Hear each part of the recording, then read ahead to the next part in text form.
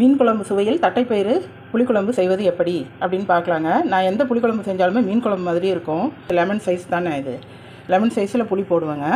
இது வந்து கடையிலேருந்து வாங்கிட்டு வந்த தட்டைப்பயிருங்க. 100 கிராம். இது நல்லா வறுக்கணும். இந்த மாதிரி கலர் பொன்னிறமாக ஆகும். சிம்மில் வச்சு வறுக்கணும். அது வறுத்து முடித்த பிறகு இந்த மாதிரி தண்ணி ஊற்றி இதை 2 டைம் நல்லா அலசிக்கணுங்க. அலசிக்கிட்டு 3ஆவது தடவையாக ஊற்றி நான் வந்து இதிலேயே வேக போட்டுருவேன். குக்கரில் வந்து குழஞ்சி போயிடும். இல்லைன்னா நீங்கள் குக்கரில் போடுறதா இருந்தால் ஒரு விசில் விட்டுக்கோங்க. வெந்துடும், நல்லா வெந்துடும்.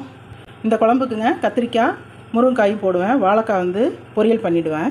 எதுக்கு புளி ஊற போட்டாலுங்க நல்ல தண்ணி கொதித்த உடனே அதில் போடுங்க. புளியை போடுங்க. சூப்பராக நல்லா கரைக்க வரும். ஈஸியாக கரைக்கலாம். இதில் போட்டுடலாம். புளிக்குழம்புக்கு தான் போடுறேன். இது கூட உப்பு போட்டுறணுங்க. இது கூடயே உப்பு போட்டால் தான் நம்ம சாப்பிட்றப்ப புளிப்பு தனியாக உப்பு தனியாக இதெல்லாம் தெரியாது. இந்த தண்ணி ஆறுற வரைக்கும் ஊறட்டும். முருங்காயை இந்த மாதிரி கட் பண்ணி வச்சுக்கணுங்க. 10 சின்ன வெங்காயம் கட் பண்ணி வச்சுக்கணும். மாதிரி மீடியம் சைஸு நாட்டு தக்காளி 2. தட்டைப்பயிறு குழம்பு தாளிக்கிறதுக்குங்க நல்லெண்ணெய் ஊற்றிக்கணும். 1/4 டீஸ்பூன் வெந்தயம் போட்டுக்கலாம். இது நல்லா வெடித்து வரணுங்க. செவந்து வரணும். புளிக்குழம்புக்கெல்லாம் இது சேர்த்துக்கோங்க, நல்லெண்ணெய் சேர்த்துக்கோங்க. இப்போது சின்ன வெங்காயம் சேர்த்துக்கலாம். பொன்னிறமாக வர வரைக்கும் வதக்கணும். இப்போ தக்காளி போட்டு நல்லா குழஞ்சி வர்ற அளவுக்கு வதக்கணும். இந்த குழம்புக்குங்க தேவையான மிளகாய்த்தூள் இதில் 2 ஸ்பூன் தனி மிளகாய்த்தூள், தனி மல்லித்தூள், 1/4 டீஸ்பூன் மஞ்சள் தூளுங்க. மல்லித்தூளும் மிளகாய்த்தூளும் நான் வீட்டிலேயே காய வச்சு மிக்சியில் அரைச்சி வச்சுக்குவேன். புளி கரைச்சி வச்சாச்சுங்க. இது வந்து அரிசி 2வது தண்ணியில் நான் கரைச்சி வச்சுருக்கிறேன்.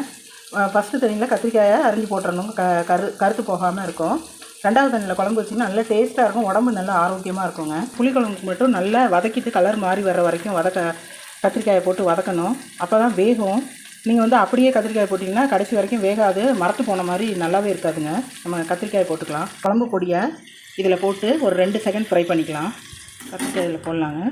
இது கலர் மாறி வர்ற வரைக்கும் நல்லா வதக்க போகிறோம். நான் எண்ணெய் சட்டியிலே வேக வச்சுட்டேங்க. ஒரு 1/4 மணி நேரம் வெந்துச்சு. புளி கரைச்சதை ஊற்றிக்கலாம். நமக்கு வேகிறதுக்கு தேவையான அளவு தண்ணி வச்சுக்கணுங்க. இந்த அளவு தண்ணி ஊற்றி வச்சுருக்கேங்க. இப்போ முருங்காய் போட்டுக்கலாங்க. தட்டைப்பயிரும் இதில் சேர்த்துக்கலாம். இந்த காய்கறி எல்லாம் வெந்து வரட்டுங்க. பாருங்கள், இந்த அளவு தண்ணி வச்சுருக்கிறேன். இது எல்லாமே காய்கறியெல்லாம் வெந்து வரட்டுங்க. அப்புறம் பார்க்கலாம். மூடி வச்சிடலாம். இந்த குழம்புக்குங்க பாருங்கள், சின்ன ஜாரில் 1 ஜார் அளவு தேங்காய் அரைச்சி ஊற்றணும். காய்கறியெல்லாம் நல்லா வெந்துருச்சுங்க. இப்போ அரைச்ச தேங்காயை இதில் சேர்த்துக்கலாம்.